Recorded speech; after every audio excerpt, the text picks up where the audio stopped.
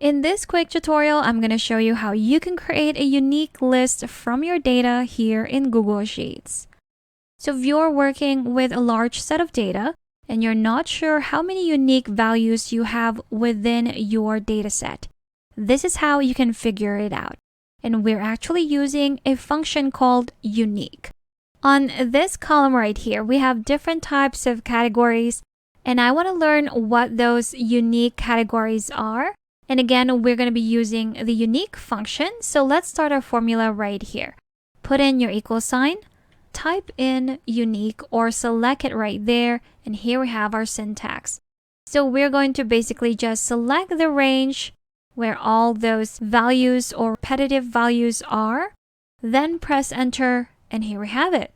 So we have electronics, clothing, home and garden, sports, and toys. What if we just want to know how many unique categories we have?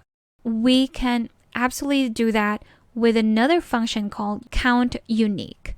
So basically that's going to be counting the unique values within the range that we select, and we don't need to rely on this list right here.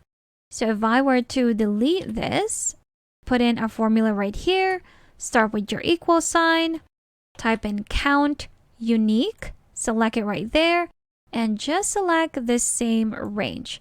Press enter, and there you have it. So without relying with the unique function that we've entered right here, it is now able to tell us that there are 5 unique values from that selected range.